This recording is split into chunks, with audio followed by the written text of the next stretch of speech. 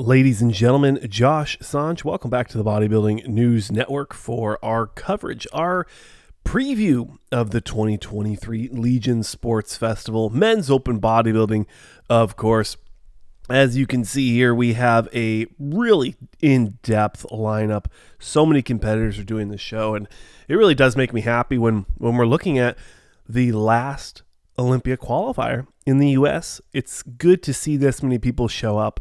I think it really speaks for how healthy competitive bodybuilding is right now in the world of the IFBB and coming into the Olympia about 4 weeks out. I have around 8 competitors from this list I wanted to talk about. All of them are going to be in the conversation to be first call-out competitors. There are some people in here I did not talk about that you do recognize, so I do apologize if I don't cover everyone, but I like to keep these videos around the 10-minute mark. So let's go ahead and move into the first gentleman. Now this guy, he competed in Texas. We saw him place 4th next to people like Hunter Labrada. He also, Jordan Hutchinson, I think his name was, and then also Carlos Thomas Jr., Jordan Hutchinson. Yes, I remember that. And Jonathan Withers did that show as well. So that was a good show for him. I thought he brought a lot of good conditioning. You can see by his nickname on Instagram, and it's The Brick, that he has a very dense looking physique, very thick.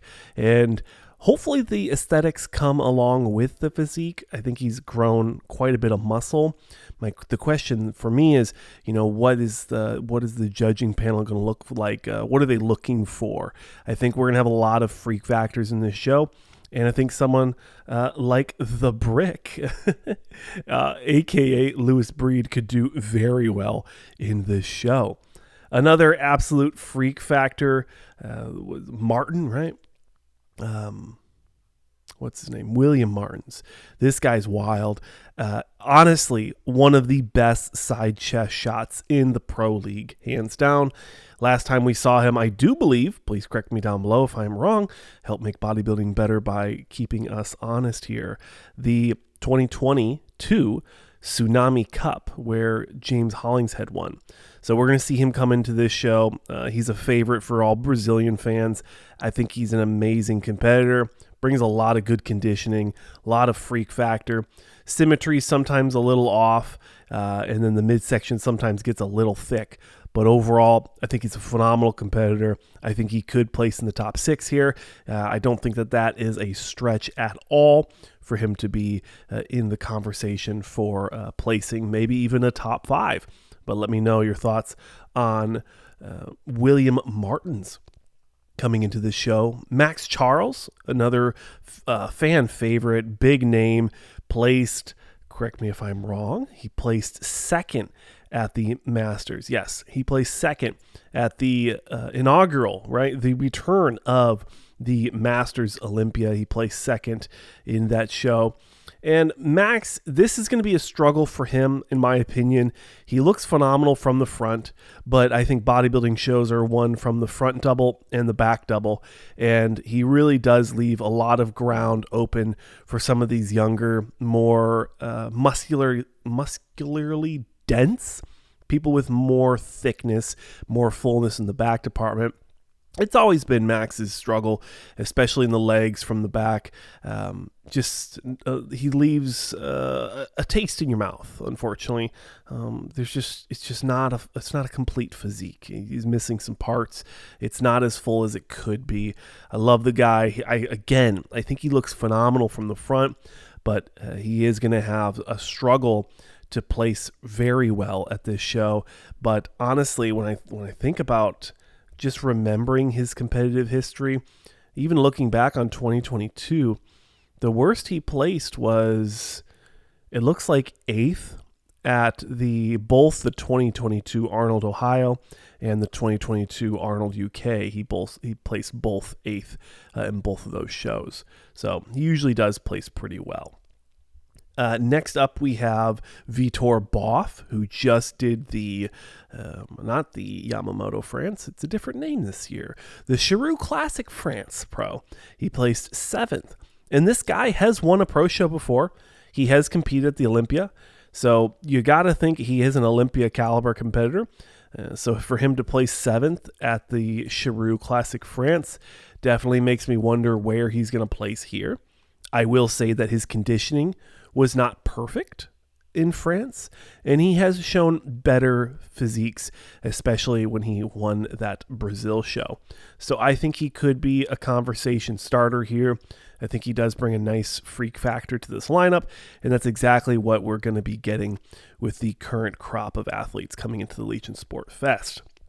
Joel Thomas, another Olympia competitor. He won I believe it was the Toronto back in the day, a few years ago, or a couple of years ago, right? Not too long ago. He won it when they had two qualifiers because the shows were so closely put together. This guy's going to bring a little nice symmetry to this lineup. Not the biggest guy in the lineup, but definitely not missing really anything. Just has a nice front double. Overall, just a very nice, clean-looking bodybuilder.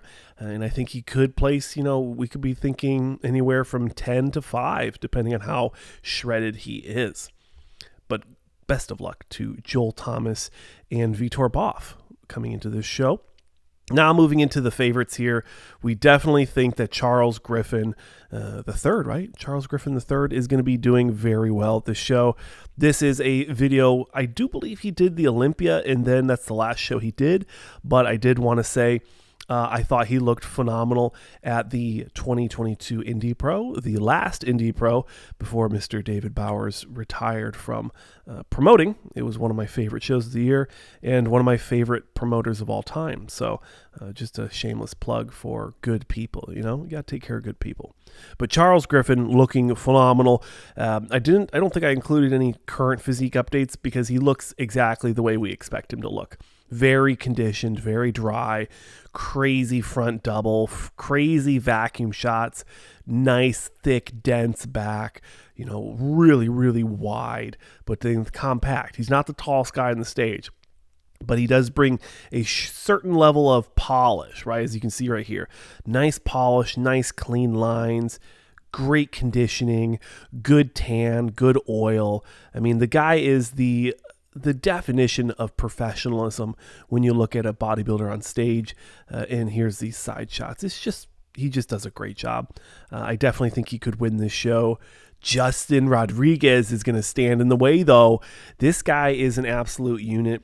Did 7 pro shows last year, including the Olympia. We thought he was taking the whole year off, but he decided to jump in for the very last show. Honestly, I don't think it's a bad idea. I don't think it's a great idea either. It's kind of it's a hit or miss. If he wins this show, it's worth it. He can hop into the Olympia and then he can take a whole year off or just hop right back into competing. Clearly, if he can win a pro show, there's no reason for him to take time off. So this is really going to be a testament to if he needs to take more time off or if he needs to just go back to being a professional bodybuilder. I mean, I don't know. I didn't understand the whole you need to take time off. He was competing a lot. He was placing well. It's the definition of what a bodybuilder is. You don't have to win every show.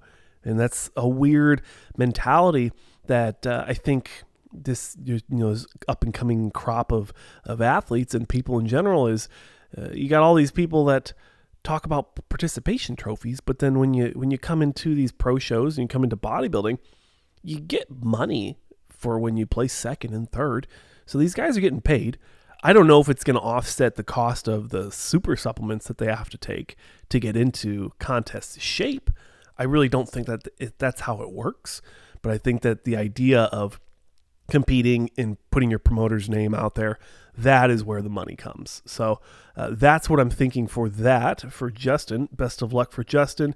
And another guy I'm super, super stoked for is a place top 4 in the Mr. Olympia in the 212 and recently won the 2023 Atlanta Pro in the 212 bodybuilding division, and now is finally, I've been waiting for it, he's been hitting at it for a while, But he's finally making his men's open bodybuilding debut here in Reno. I'm not in Reno. I'm actually in Philadelphia being a tourist. But he is doing the Reno. He's doing the Legion Sports Fest. I think he could be a conversation starter here. I think he could be starting a little bit of fire here with the level of detail and conditioning he brings. He's a very complete, methodical bodybuilder. His training, philosophy, his coaching, it's just, he's such a net positive for the world of bodybuilding. And all of that on top of him being a competitive, not just a professional, but he's a competitive pro. I mean, he can hop into a show and he's always going to be in that conversation. I think that that's a huge thing for John Jewett. Love the guy. He's such a net positive for bodybuilding. The content he puts out is great.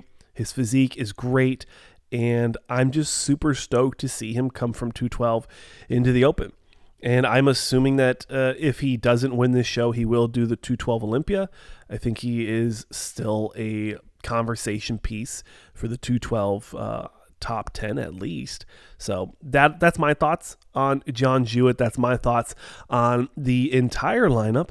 And we still will be out in the field. I'll be in Philadelphia for another day, and then I'll be in New Hampshire for another week. So no camera for another week or so, but we will be back in covering the Olympia with my beautiful face around mid-October. And my flights are booked for the Mr. Olympia, so I will be there with my beautiful co-host and lead female correspondent, Danielle Willis, to cover the women's bodybuilding division at the Olympia. So see you there. Thanks for watching. Subscribe for more, and I'll see you in the next one.